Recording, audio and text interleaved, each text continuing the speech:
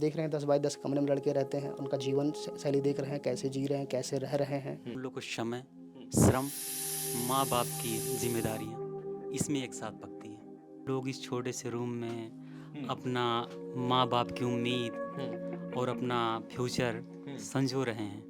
तो अब मकान मालिक का मर्जी है भाई, अगर आपकी इच्छा हो तो रहिए, नहीं तो कोई बात ही नहीं है। उसे व्यक्त नहीं कर सकते कितना प्रेशर रहता है, इसलिए लगे हैं उसी आस में कि अब की नहीं अगली बार नहीं तिबली बार। लेकिन सिचुएशन अगर ऐसे रहेगी तब तो हिम्मत वैसे ही हार जाएंगे। जितना कठिन संघर्ष होगा, जीत उतनी ही शानदार होगी।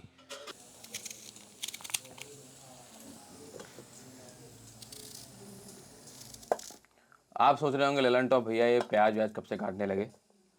तो आपको बता दूं, हम लोग इस वक्त प्रयागराज में मौजूद हैं वैसे, और ये जो प्याज काटने का कार्यक्रम है वो इसलिए चल रहा है कि यहाँ जो छात्र तैयारी करने आते हैं, जो अपने गाँव से, अपने घरों से, दूर दूर से प्रतियोगी परीक्षाओं की तैयारी करने आते हैं, तो ये प्याज उनके लिए काट रहा हूँ मैं। यहाँ पे एक डिश बनती है, उसको मैं डिश ही कहूँगा क्योंकि जिसको डीबीसी बोलते हैं ये लोग, दाल भात चोखा, और वो इकट्ठे बनाई जाती है एक साथ।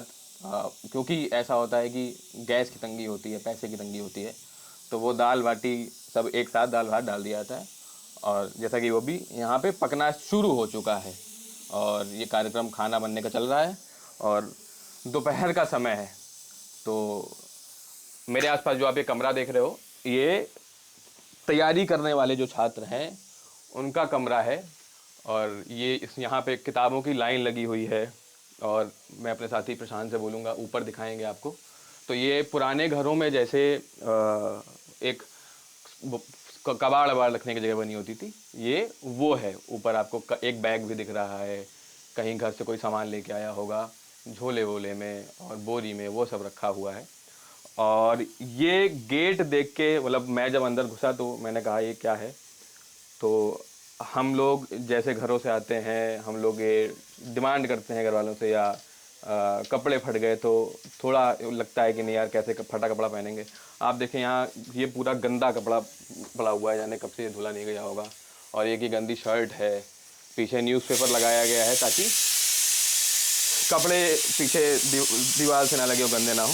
और यहाँ सीटी कुकर में एक और आ चुकी है। ये हैंगर लगा हुआ है, जो भी लटका हुआ है इसमें भी सही से नट नहीं लगा हुआ है, तार जा रहा है जिससे कि बिजली आ सके। और उधर कुछ हैंगर हैं जहाँ पे बच्चों ने अपने कपड़े टांगे हुए हैं। ये खिड़की आप देख रहे होंगे, खिड़की उधर से मुझे बताया गया अभी कि बंद है। क्या नाम है आपका? मंगेश जायसवाल। एक सेकंड, हाँ क्या नाम है आपका? मंगेश जायसवाल। मंगेश, ये खिड़की आप बता रहे थे कि बंद है उधर, मतलब क्या वेंटिलेशन का क्या सीन है इधर का? सर वहाँ थोड़ा सा स्पेस बचा हुआ था, हाँ। तो मकान मालिक ने उसने क्या किया कि उसको दूसरे लोग को वहाँ पे एडजस्ट कर दिया है वहाँ पे। अच्छा। हाँ, तो कोई उनका वर्कर है वगैरह है, वहीं एडजस्ट कर दिए हैं। अच्छा, तो खुलती नहीं लगा था क्या? नहीं सर, खुलती नहीं है। अच्छा, तो वेंटिलेशन का क्या सीन है? वेंटिलेशन का सीन यही होता है कि सर खाना वाना बनाते समय दरवाजे खोल दिए जाते हैं। हाँ और रात में वो खिड़कियाँ थोड़ा सा खोल देते हैं। हाँ, क्योंकि मैं अभी लेकिन 24 आवर्स इसमें नहीं। सीटी आई है यहाँ पे। अभी भाई दाल बाटी बना रहा है तेल वेल के, तो छौंका जो लगता है तो वो आँख में लग रहा है। इसीलिए मैं पूछ रहा हूँ कि मतलब वेंटिलेशन दिक्कत होती होगी मतलब। बिल्कुल सर, होती है। नहीं, गर्मी में तो सर इलाहाबाद में गर्मी बहुत भयंकर पड़ती है। हाँ। और उसके बाद ऐसा ऐसा कभी कभी होता है कि आप पानी डाल दीजिए, तो आप 1 घंटे बाद 1 बाल्टी पानी डाल दीजिए, 2-3 घंटे बाद आपको पानी मिलेगा ही नहीं। ये सिस्टम आपको मई महीने में आपको देखने को मिलेगा। कभी कभी होता था कि हम लोग रहते थे, जैसे कोचिंग करके दोपहर में अगर आ गए, कपड़े उतारे और गर्मी से एकदम बेहाल रहते हैं। कपड़े उतारने के बाद ये होता है फैन चालू करके नीचे पानी डालना पड़ता है। हाँ। इतना तेज गर्मी लगती है यहाँ पे। अच्छा, मतलब आप ऊपर भी देखेंगे सिर्फ एक पंखे की व्यवस्था है। और ये खिड़की से मेरा कहने का तात्पर्य ये भी था कि क्योंकि वो खिड़की बंद है तो कूलर भी नहीं लग सकता है ना? नहीं, पहले कूलर था, लेकिन मकान मालिक स्पेस था, मकान मालिक ने अपना कोई लोग को एडजस्ट कर दिए वहाँ पे। हाँ। तो अब मकान मालिक का मर्जी है भाई, अगर आपकी इच्छा हो तो रहिए, नहीं तो कोई बात ही नहीं है। अच्छा, हमारे साथ एक और भाई हैं, क्या नाम है आपका? विशाल यादव।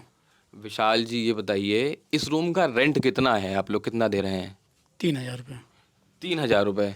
तो मतलब अगर मैं मोटा माटी समझूँ तो एक बेड ये, एक बेड इसमें मैं बैठा हूँ, और एक चटाई में भाई यहाँ पे बैठा हुआ है।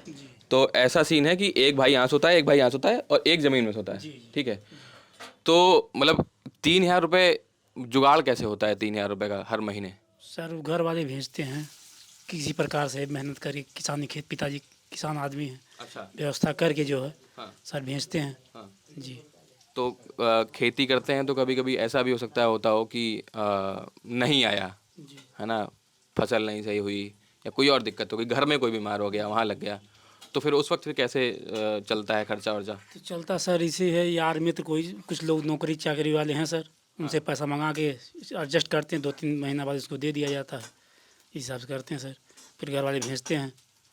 मतलब जब बाद में आप यार मेरे से ले लिए, जब घर वालों से आया फिर उनका उधार चुकता किया, जी। ऐसा है? जी तो वो मतलब मेंटल प्रेशर नहीं होता है कि यार 2 महीने से 3 महीने से खर्चा नहीं आया है, हाँ, दोस्त से उधार लिया है, हाँ? सर बहुत मेंटल प्रेशर रहता है, अच्छा। बहुत ज़्यादा प्रेशर सर रहता है इसी इसको लेकर।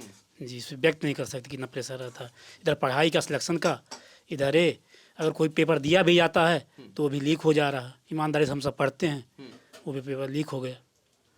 भाई पेपर लीक की जो बात कर रहे हैं वो मतलब कल से जो पूरे मीडिया में चल रहा है कि आर ओ पुलिस भर्ती जो सारे पेपर लीक होने के बात की जा रही है उससे, तो पेपर लीक हो गया, ये हो गया, हाँ, जी तो अब आप लोग तैयारी कर रहे हो, हाँ, तैयारी ऐसे बीच में छोड़ भी नहीं सकते हैं। नहीं सर कहाँ जाएंगे सर, इतनी उम्र हो गई, अब छोड़ के करेंगे क्या, कुछ कर भी नहीं सकते, तो इसलिए लगे हैं उसी आस में कि अब की नहीं अगली बार नहीं तिगली बार, इसी तरह सर लगे हुए हैं। आप इधर बेड पे भी देख सकते हो, प्रशांत से मैं बोलूँगा कैमरा उधर करेगा, उधर कपड़े पड़े हुए हैं और इधर एक टेबल रखी हुई है, जो टेबल हम लोग यूज़ करते हैं बेड पे बैठ के पढ़ने के लिए, क्योंकि एक रूम में एक टेबल प्रशांत अपने पीछे जब अगर दिखा पाएंगे तो पढ़ने के लिए एक टेबल वो जुगाड़ थे और एक उधर बेड में पढ़ने के लिए। और अलमारी में आप पूरा देख सकते हैं कि ये कुछ घर से लाया गया सामान है, उधर पुराना कीबोर्ड पड़ा हुआ है, ऊपर किताबों की लाइन लगी हुई है, ऊपर से नीचे तक किताबें ही हैं, मतलब कुल मिला के एक क्या कहते हैं, ये मैं अगर दिखा पाऊँ प्रशांत से बोलूँ, यहाँ पे जितना कठिन संघर्ष होगा जीत उतनी ही शानदार होगी। तो ये जो आपने लगा रखा है, जितना कठिन संघर्ष होगा, तो क्या ऐसा है कि संघर्ष चल ही रहा है? बिल्कुल सर। कब तक चल सकता है, कब तक चलेगा, कब तक उम्मीद है आप लोग को कि कुछ होगा ठीक? कभी कभी दिमाग में आता होगा कि नहीं यार इस साल होगा? सही बात है सर, कभी कभी फ्रस्ट्रेशन भी होता है, सोशल प्रेशर भी होता है और सेल्फ ये भी लगता है कि अब तो एज यार इंक्रीज हो रही है, अब हम लोग कर क्या रहे हैं, क्या होगा, ऐसे तमाम प्रेशर होता है, झेलना पड़ता है, लेकिन क्या करेंगे, उसके अलावा क्या कर सकते हैं भाई, तैयारी में इतना हम समय दे चुके हैं, अब अगर नहीं होगा तो कौन झेलेगा। एक सोशल प्रेशर भी होता है जो सबसे ज़्यादा मुझे तकलीफ़ यही करती है और सारे बच्चों को यही तकलीफ़ देती है, लेकिन यही कंटिन्यूअसली लगा रहेंगे हम लोग तो शायद कहीं ना कहीं हो, लेकिन सिचुएशन अगर ऐसे रहेगी तब तो हिम्मत वैसे ही हार जाएंगे। हिम्मत क्या क्या बोल रहे हैं? अगर कहने का मतलब हमारा ये है कि अगर सिचुएशन ऐसे रहेगी हमारी सरकार के द्वारा, हमारा सिस्टम ऐसे फेल हो जाएगा तो हम लोग करेंगे क्या करेंगे, ऑटोमेटिक ही मन से एकदम इतना फियर आ जाएगा, कुछ कर नहीं पाएंगे, तैयारी करने को हिम्मत नहीं होगी। ऐसा नहीं है कि पेपर कुछ भी हो कैसा भी हो, हम उससे कभी नहीं डरते कि पेपर क्या आ रहा है कैसे आ रहा है, उससे हमको कोई डर नहीं, पेपर कितना गवर्नमेंट क्या टफ कर रही है उससे हमको ज़रा सा कोई तकलीफ़ नहीं है कि किसमें क्या पूछा जाता है क्या किया जाता है, उससे 1% तकलीफ़ नहीं। और सिर्फ तकलीफ़ इस होती है कि चीटिंग ना हो, फेयर सिलेक्शन हो।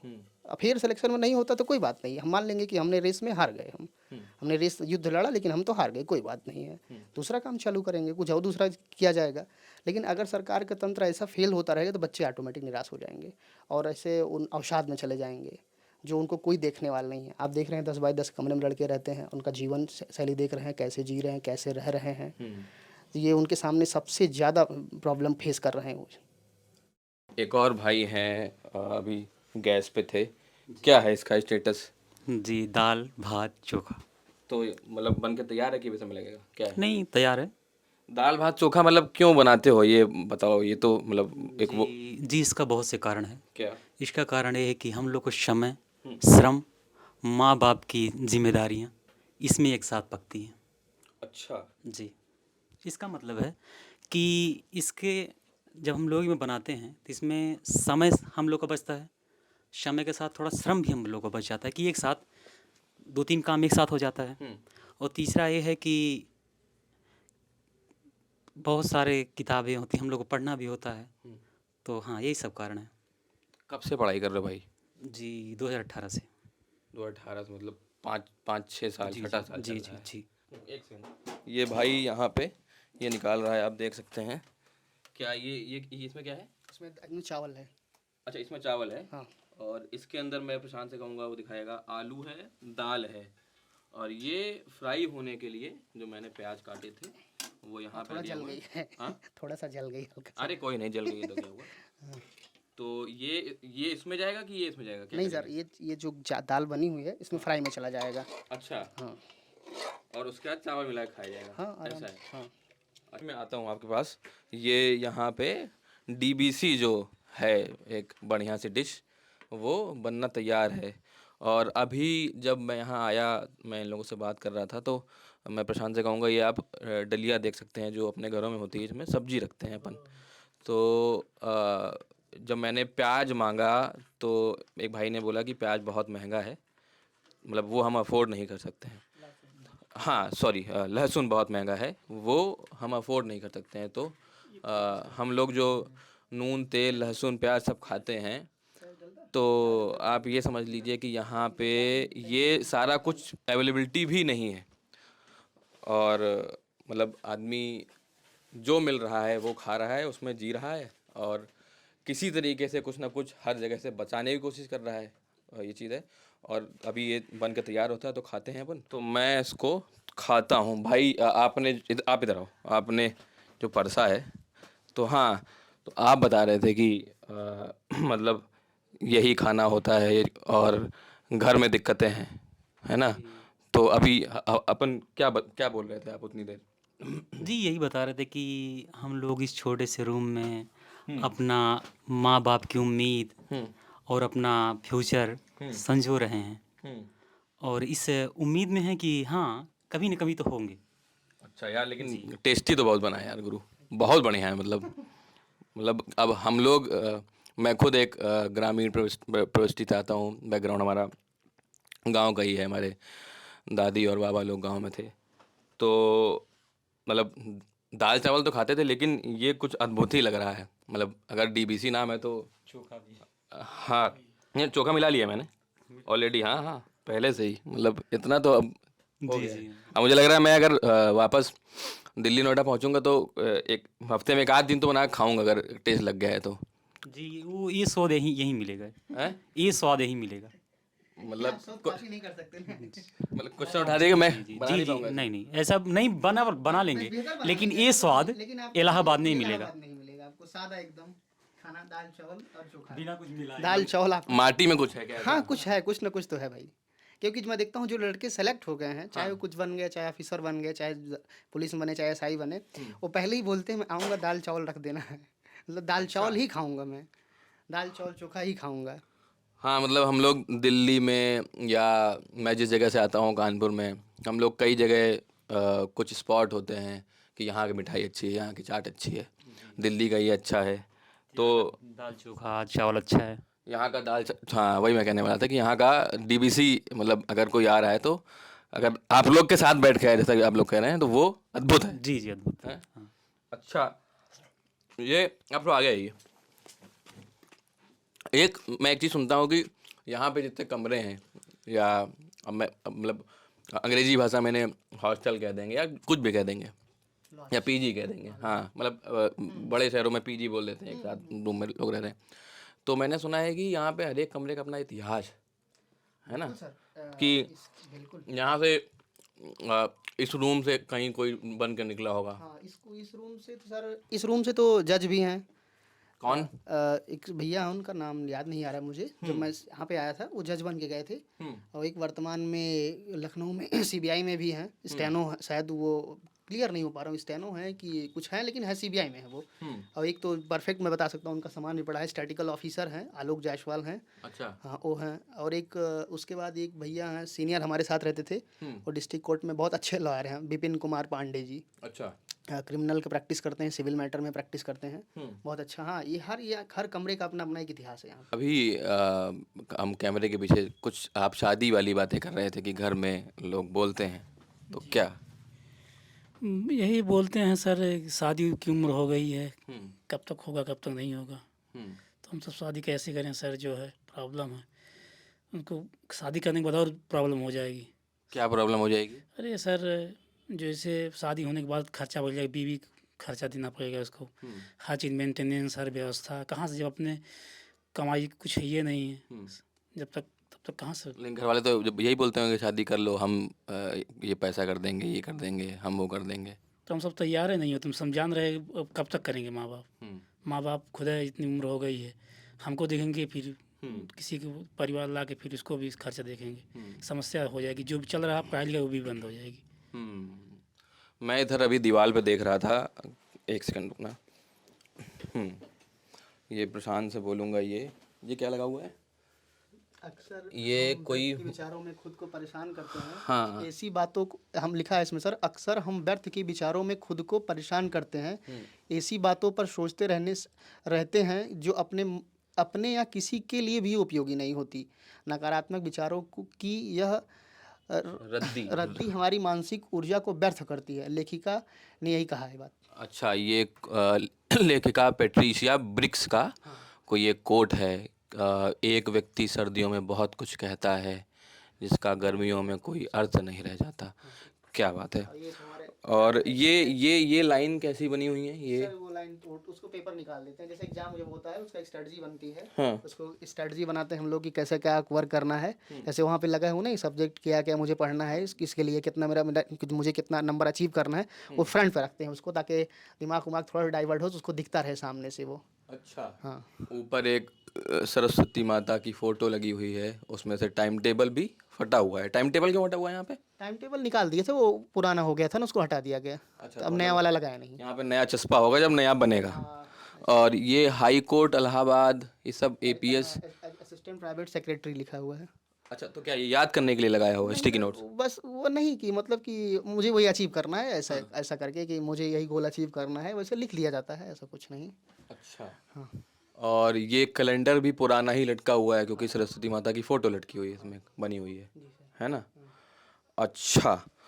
और क्या कहते हैं, अभी मैं एक हारा तो भाई ने किनारे रख दिया है, तो मतलब अब कब तक ये चलेगा? कब तक परीक्षा देंगे, या मन में ठान लिया है कि जब तक होगा नहीं तब तक छोड़ेंगे नहीं, क्या है? हाँ सर, सही क्वेश्चन किए आप। कि बात यह है कि यही होता है कि अभी एग्ज़ाम है, 2-3 एग्ज़ाम उसको देंगे। अगर नहीं होता है तो भाई, हम पहले बताए नहीं सर कि प्रतियोगी एग्जाम में नहीं का शब्द नहीं रखना पड़ता है, जैसे कि नहीं होगा ऐसा कुछ, इसको अगर हम रख लिए तो हम शायद इस रण में उतर ही नहीं सकते। ये ऐसा ही सिस्टम है यहाँ पे, नहीं होगा शब्द नहीं होना चाहिए। होगा किसी भी प्रकार से हो, चाहे कितना भी मेहनत, कितना भी संघर्ष करना पड़े, लेकिन होना चाहिए। क्योंकि अब वो मेंटली हम लोग सेट कर चुके हैं कि मुझे यही होना है, इसके अलावा कोई रास्ता नहीं है, क्योंकि हमारे गाड़ी में बैक गियर नहीं है। अच्छा, ये बात होती है सर। मतलब एक उम्मीद रखनी पड़ेगी खुद से कि स्ट्रॉन्ग बिलीव होना चाहिए, स्ट्रॉन्ग बिलीव। हाँ, खुद पे बिलीफ, खुद पे विश्वास। और आपने ये पूरी बातचीत देखी, हम लोग क्या कहते हैं, कपड़ों के लिए रोते हैं, और आजकल के जेनजी किड कहेंगे या हमारी जनरेशन के भी लोग साइकिल को लेकर, घर वालों से लैपटॉप को लेकर और अच्छी चीज़ों को लेकर लड़ते हैं।